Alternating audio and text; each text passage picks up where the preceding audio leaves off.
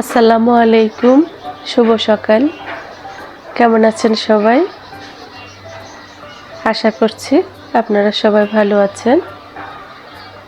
আল্লাহর অশেষ মেহেরবানিতে আমরাও ভালো আছি, আলহামদুলিল্লাহ। আজকে আপনাদের সাথে খুব সহজ একটা রেসিপি শেয়ার করব, লাউ পাতা দিয়ে রুই মাছ। এই রান্নাটা আমরা কম বেশ সবাই পারি, তবে আমার টেকনিকে যদি আপনারা রান্না করেন পাতার রঙটা সবসময় সবুজই থাকবে, এটার হলদেটে ভাব হবে না। আজকে রান্নাটা আমি সম্পূর্ণটা আপনারা দেখলে বুঝবেন যে আমি কিভাবে রান্না করেছি বা কী টেকনিক দিয়েছি। এটা আমার সবসময় পাতা তরকারি রান্না করলে আলহামদুলিল্লাহ এটা সবসময় যে কালারটা থাকে ওই কালারই থাকে। আমার আরও কয়েকটা ভিডিও আছে এরকম পাতার, আপনারা দেখলেও বুঝবেন। এখানে একটা ফ্রাই প্যান বসিয়ে দিলাম। আমি রুই মাছগুলোকে আগেই লবণ আর হলুদ দিয়ে ম্যারিনেট করে রেখেছি। অবশ্য আগে লবণ দিয়ে ভালো করে ধুয়ে পানি ঝরিয়ে তারপরে লবণ হলুদ দিয়ে ম্যারিনেট করে নিয়েছি। এখানে পরিমাণ মতো তেল দিয়ে দিলাম। এই রান্নাটা আপনারা মাছটাকে কষিয়েও রান্না করতে পারেন, তবে আমার বাসায় মাছটা কষালে খাওয়া হয় না, বা ওভাবে ওরা আমার বাবা ছেলেরা পছন্দ করে না। তাই আমি সবসময় মাছটাকে যে রান্নাটা করবো, মনে কর যে সবজি দিয়ে যদি কোনো মাছ আমি রান্না করি তাহলে এটাকে একটু হালকা ভেজে রান্না করি। আর মাছের টুকরোগুলো একটু এলোমেলো, কারণ কিছু ছোট কিছু বড়। এটা আসলে যেখানে মাছ কাটানো হয় এটা একটা টুকরাগুলো ঠিক মতো করে না, কেন যেন এরকমই করে বুঝি না। সব এলোমেলো ছোট বড় মিলানো টুকরোগুলো থাকে। আর আমি তো প্রথম থেকেই বলি যে আমার যে কোনো রান্নাই আমার একবেলার জন্য আমি রান্না করি, আর আপনাদের সামনে সেই রান্নাটাই আমি শেয়ার করি। হয়তো বা 3-4টা রান্না থেকে 1-2টা রান্নাই আপনাদের সাথে আমি শেয়ার করি, সবগুলো তা শেয়ার করা হয় না। বিশেষ করে রাতে যে রান্নাগুলো করি এগুলো শেয়ার করা হয় না, লাইটিংয়ের জন্য ভাল লাগে না। দিনের বেলা তাও করা যায়, আমি বেশিরভাগ দিনের বেলা রান্নাটাই শেয়ার করি। মাছটা এগুলোকে হালকা একটু ভেজে নেব। এই লাউ পাতা রান্নাটা আমার বোন অনেক পছন্দ করে। ও আমার এই লাউ পাতার তরকারিটা বা পালং শাক দিয়ে মাছের তরকারিটাও খুব পছন্দ করে। বাসা দূরে থাকাতে দেওয়া যায় না, না হলে একটু হলেও পাঠাতাম বোনের জন্য। এক পিঠ হয়ে গেলে আমি আরেক পিঠ উল্টে দেব। গত 2-3 দিন থেকে একটা ভিডিও সোশ্যাল মিডিয়াতে ভাইরাল হচ্ছে, আপনারা দেখেছেন কিনা জানেন না। ওই যে একই পরিবারের 6-7 জনে সেলফি তুলতে গিয়ে সবাই ভেসে গেল।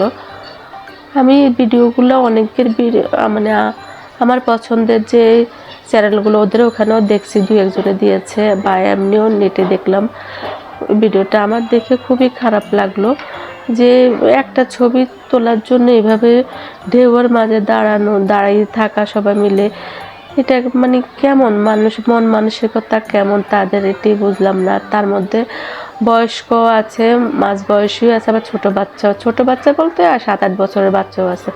সবাই মিলে মানে পরিবারের 7-8 জন মানুষ, ছেলে মেয়ে মিলানো, এখানে দাঁড়িয়ে ওরা সেলফি তুলবে, ঢেউ আসতেছে সেটা। তো এই ধরনের ভিডিওগুলো না করলেও তো হয়। আর সবচেয়ে বড় কথা হলো মানে আমি শিওর না যে আসলে শেষ পর্যন্ত ভিডিওতে কি হয়েছে বা ওনারা কি বেঁচে ফিরেছেন কিনা সেটা জানি না।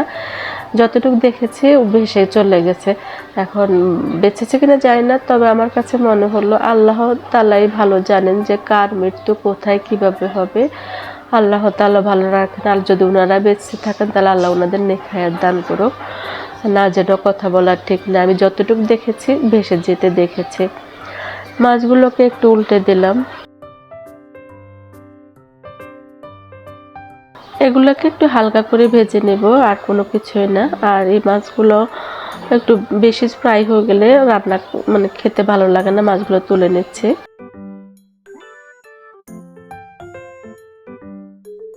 মানুষের মৃত্যুটা কত দ্রুত বা কত সন্নিকটে, আমরা এই জিনিসটা কখনোই খেয়াল করি না, বা আমরা এই জিনিসটা কখনোই এটা নিয়ে চিন্তাও করি না।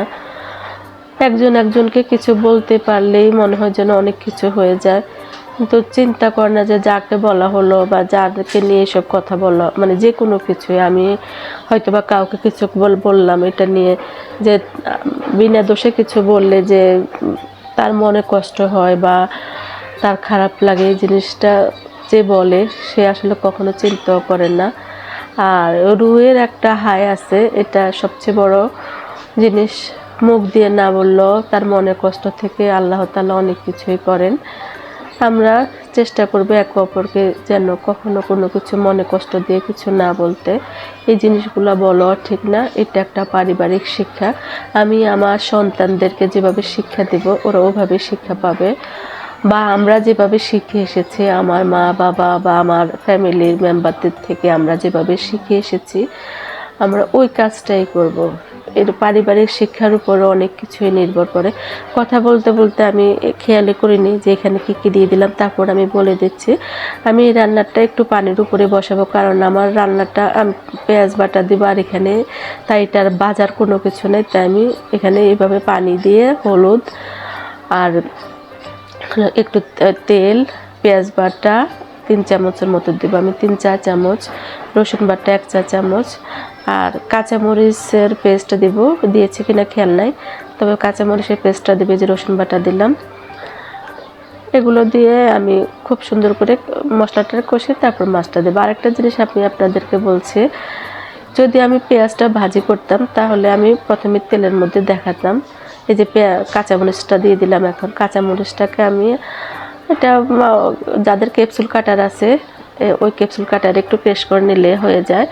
আমি এখানে 7-8টার বেশি হবে, 8-9টা কাঁচামরিচকে ওভাবে ক্রেশ করে তারপরে দিয়ে দিলাম।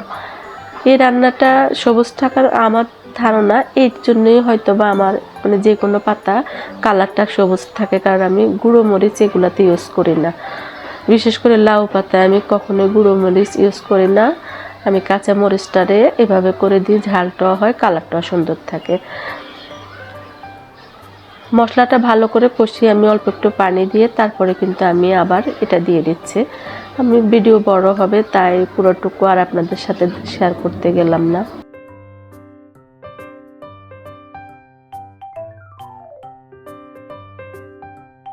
মাছগুলো দিয়ে দিলাম, মাছগুলোকে একটু কষিয়ে তারপরে তুলে নেব, নিয়ে পাতাটা দিয়ে দেব। আপনারা যদি লাউ পাতাটা রান্না করেন অবশ্যই কাঁচামরিচ বাটা দিয়ে রান্না করবেন, দেখবেন আমার মতে সবুজ সবুজ তরকারিটা হবে। হলদেটে বা আসলে আর ওই পাতাটা আমার দেখতেও ভালো লাগে না, খেতেও ভালো লাগে না। অনেকেই রান্না করেন লাল মরিচের গুঁড়ো দিয়ে, কিন্তু আমার কাছে একদম ভালো লাগে না। আপনারা খেয়াল করেছেন কিনা দেখেন জানি না, আমি কাঁচা মরিচটা ইউজ কমই করি, যেই তরকারিতে যেটা লাগবে আমি সেটাই প্রয়োজনে দিই।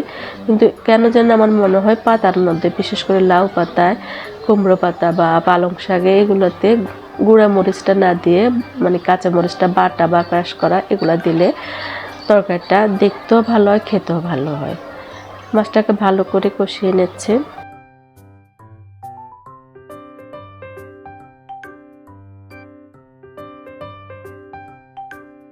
একটু এপিট উল্টে দেব। এই রান্না খুবই সহজ, এগুলা বোঝানোর মতো আর তেমন কিছু নেই, তবে আমার ভালো লাগে আপনাদের সাথে কথা বলতে, তাই আমি 1-2 ভিডিও নিয়ে আপনাদের সাথে একটু গল্প করি, কথা বলি। এই যে আর একটু তেল দিয়ে দিলাম। পাতার শাক পাতার মধ্যে যে কোনো পাতা তরকারিতে একটু তেলের পরিমাণটা বেশি লাগে, আমি প্রথমে একটু কমিয়ে দিয়েছি, চিন্তা করেছি যে মানে লাগলে দেওয়া যাবে, বেশি হলে আবার এটা খেতে ভালো লাগবে না। যে কোনো কিছুই খুব বেশি জিনিস ভালো না, খুব করে যে কোনো জিনিসে যে আমরা এই যে এখানে তেলটা যদি আমি একটু বেশি দিতাম তাহলে এটা পাতা তরকারির স্বাদটাই নষ্ট করে দিত, বা ঝালটা বেশি দিলে পাতা ঝালটাই মানে তরকারিটার টেস্টে নষ্ট করে দিত। মাছটা কষানো হয়ে গিয়েছে, আমি এবার তুলে নেব। আমার ক্যামেরার জন্য আপনারা কালারটা বুঝতে পারছেন না, এখানে খুবই সুন্দর একটা কালার এসেছে, মানে হলুদ আর কাঁচামরিচের কালারটা মিলে খুবই সুন্দর একটা কালার, কিন্তু ভিডিওতে কেন এমন দেখাচ্ছে জানি না। এবার আমি লাউ পাতাগুলো দিয়ে দেবো। আমি দেখাইনি এই লাউ পাতাগুলো এত ভালো, মানে খুবই ভালো। লাউ পাতা কাটতে গিয়ে আমার মনে হয়েছে যে এগুলো খুবই মানে রান্না করলে খুব টেস্ট হবে, আর পাতাগুলো খুবই নরম, একদম মাচার পাতা যেটাকে বলে, মাচাতে যে পাতাগুলো হয় সেগুলা খুবই ভালো লাগছে আমার কাছে পাতাগুলোকে সুন্দর করে পরিষ্কার করে তারপরে কেটে ধুয়ে নিয়েছে। আর একটা জিনিস বলে দিই, এখন বর্ষাকাল, এখন যে কোনো পাতা কিনলে আপনারা খুব ভালো করে দেখে নেবেন, কারণ পাতার মধ্যে অনেক ধরনের পোকা থাকে। আমরা একটা একটা করে দেখে এপিট ওপিট করে দেখে তারপরে এগুলোকে টুকরো করেছে, না হলে এটা দেখা গেছে পোকা টোকা থেকে যেতে পারে। খেয়াল করে পাতা কাটবেন সব সময়। আমি ঢাকনা দিতে পারি না, কারণ ক্যামেরাটা অন থাকে, ঢাকনা দিলে আর ভালো লাগে না দেখতে। তাই এইভাবে করে বেশিরভাগ রান্নাটা আপনাদের দেখানোর জন্য আমি এইভাবে করি, না হলে আমি ঢাকনা দিয়ে সবসময় রান্নাটা করি, বা আমার বাকি রান্না যেগুলো সেগুলো আমি ঢাকনা দিয়ে করব।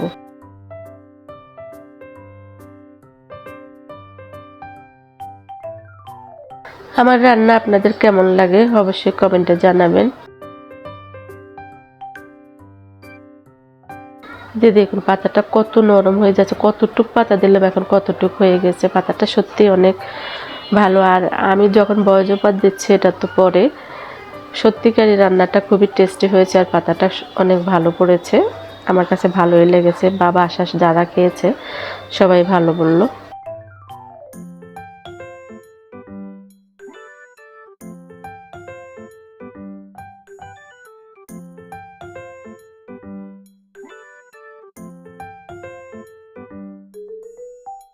ভিডিওর কথাটা শুনে আমার আমি কয়েকদিন থেকে দেখতেছি যে ভিডিওটা ইউটিউবে বা ফেসবুকে অনেক বেশি ভাইরাল হচ্ছে। পরে কয়েকজনের ভিডিও থেকে দেখলাম, আসলে খুব খারাপ লেগেছে। কারণ মানুষে আসলে কি একটা সেলফি তোলার জন্য 7টা জীবন এভাবে শেষ হয়ে যাবে, বা ওরা যদি বেঁচেও থাকে ওরা সুস্থ স্বাভাবিক হতে হয়তো বা অনেক সময় লাগবে, কারণ যে পরিমাণে পানির ঢেউ বা যেভাবে ওরা আস্তে করেছে।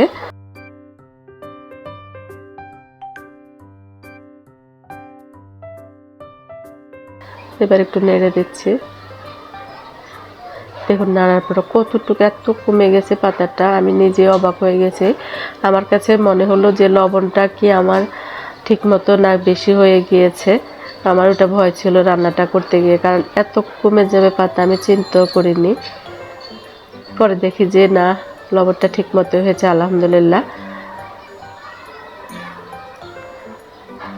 এইভাবে করে নেড়ে একটু পাতাগুলো যে জট বেঁধে যায় ওগুলো একটু ছেড়ে দিলে তাহলে ছোটো ছোটো হয়, খেতে ভালো লাগে। দেখুন মাশাআল্লাহ অনেক সুন্দর লাগছে।